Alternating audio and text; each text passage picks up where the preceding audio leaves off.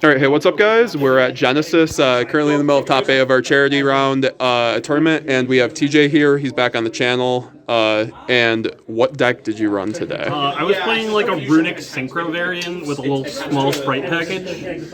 With FABLED somewhere in there? Yeah, there's a FABLED tutor in here somewhere. Yeah. It's easily the coolest Spright deck that I've seen. TJ is one of the best cookers that I know in this game, so I've been wanting to deck profile this, so I think you guys are in for a treat. I'll just give it to him to take it away. Also, shout out to Pulling a Brown. Yeah. All right. So we have 3 Assault Synchron. This is our new fun little card.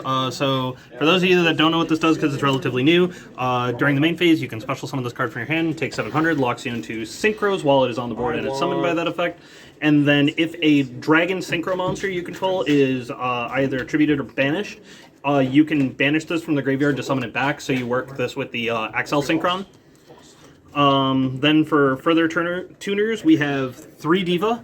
I just wanted a good normal summon that got me into another body, and then we also play 1 Heavy Infantry, because sometimes you do just need the non-tuner access, and this is like the least bad one to play, since if you have another Diva, you can just get a second normal summon on it. Yeah, how do you like those ratios? These were good so far. 2 Fabled Cerberus. This is the card that my boy here was talking about. So this card basically says if you discard it off Hugin, it comes back from the graveyard. So that is the exact synergy with this. It's just another level 2 Tyranny. And then 2 Ringaworm. A lot of people already know what this card does by now. This card is just free extension. It helps you play through Nibiru. It summons a token. It does everything you need to. So that's it for like our tuner engine. For our sprites, we're playing 3 blue, 1 jet, 1 red, 1 carrot, and then we also play the 1 starter. Yeah, so how this did is you just feel? a really small engine. Basically, the blue just generates 2 bodies on the board, which is really nice, and then the rest of these, like, the jet gets you another body in the form of a negate, and then you can normally gigantic for the other one, so you usually end with red and carrot on the board, and then just the 1 starter, because you don't want to draw it, you don't want to lock yourself too early. Yeah, so you're usually doing this all at the end of your combo, obviously. 1 Caligo Clawcrow and 1 Hopier Squadron, so we're playing Cupid Pitch, and these are the 2 best targets. This just free summons itself if you either have like a Spright, the Assault Synchron, whatever, and this helps you play through Dark Ruler. It helps you just set up other interrupts on your opponent's turn. Yeah, how do you feel about these guys? These are great. Did they perform well? These overperformed. Yeah. This card going into a card I'll show in the extract later is really crazy, so. Then for the Runick cards, 3 tip, 3 curses, 3 fire, 3 destruction. This is all like pretty standard. Then we play 3 slumber because I wanted to play a lot of Runick cards. Then 1 dispelling, 1 smiting storm, 1 golden droplet, just because I wanted to play like 1 of each of the names. Yeah, so you like these ratios on the Runick cards really because it seemed like you were always resolving fountain. Yeah, and then the 2 fountain. So I basically wanted to play, I think this is 18 Runick cards, because they are really the key way you get into your engine. If you draw multiple, just being able to resolve fountain, because if you only open 1 and you don't resolve fountain, you tend to run on a very low hand. Yeah, it's pretty insane when you're just drawing into the hand traps the whole time. Extra deck, 3 Hugin. I was playing Jerry, but I cut it because the grab back fountain effect doesn't normally come up, and the level 2 is all that really matters. Yeah. For our synchros, we are playing this little guy, Mary Melfi's. This guy came up in our duel. This card comes up. So basically, I wanted another level 4 synchro that had utility, and the best utility this has is actually just being able to bounce itself back to the extra deck, because I tend to run out of cards really quickly in my extra deck where I run out of things to make, so just being able to bounce this back and then resummon it to get another bounce is insane. Yeah. 1 Arclight, this is something either I make it on my own turn or I summon it with Hopier using the Spright cards after they're dead. The 1 Cupid Pitch, because this is like the heart and soul of the deck, so this card becomes level 6, it searches your monster with 600 defense, it's just your way to synchro climb.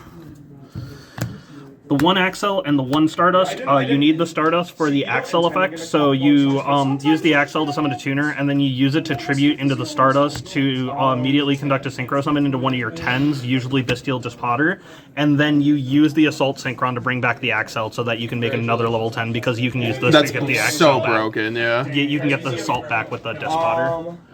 Imagine Spright doing that. Now you can. 1 Baron, 1 Cheng Ying, and then the card that Hopier goes into most frequently that is not Arclight is Satellite Warrior. Okay, so what the hell does this guy? So this card says that on Synchro Summon, it targets cards on the opponent's board up to the number of Synchro monsters in my graveyard, and then destroys them, and then it gains 1,000 for each. So 1, who needs access code? 2, this just destroys a lot of things. And then since you normally don't have a first turn battle phase, the one other thing this does is if this is destroyed by battle or card effect, it brings back Warrior, Synchron, or Stardust monsters that are Synchro monsters in your graveyard that are level 8 or lower and summons them back. So if it dies, it just brings these 2 back for free. Okay. Just negate on the board. Okay, now we're good. Now we're back. 1 Gin Buster, because just being able to have the extra negate added to your board is really strong. The 1 Gigantic, because this is normally how you get into like your red or carrot respectively, other than the starter. And then 1 Spright.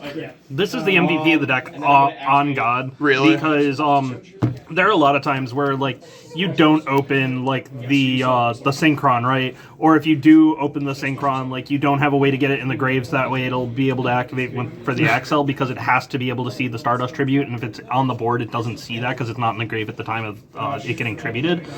So like.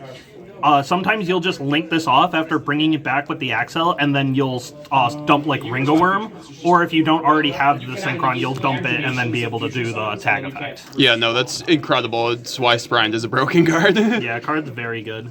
And then side deck, no 2 Gigantics, it never comes up. No, because you only ever want to resolve 1. You only ever want to 2-lock yourself once, and then like you don't play a large enough Spright engine to resolve it a second time most times for like relevant effects. Side deck, 3 Droll, this is still like the best hand trap, and... You think so? What do you put this in against mostly? Pretty much everything. Yeah. Like, it goes in against Kosh, it goes in against other Spright decks, it goes in against pretty much everything.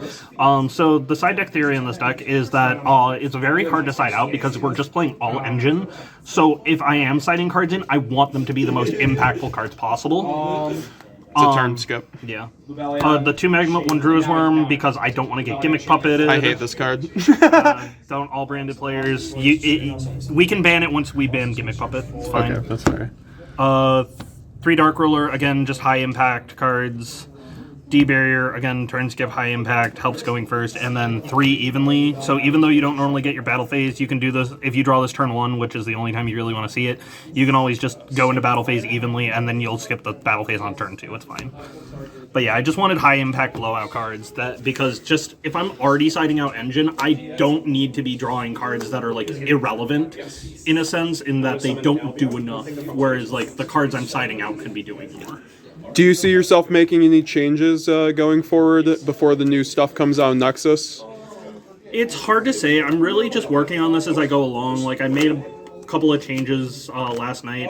Card I considered playing and going down a little bit on the Runick cards again is Iperia, just because being able to get that extra draw is relevant. Yeah. But there's not a lot right now that I'm currently thinking about. I have seen the Bestial build with this. I just do not own the Lubellions, and I also don't feel like the Bestial cards are strong in every matchup, whereas the Runick cards really just are a catch-all. So that's kind of where this theory came from. Awesome. Any shout-outs or last words? Shout out to Genesis for hosting this bomb-ass tournament. Shout out to Genesis for the mat, and we're signing out. All right. See you guys later. Thank you.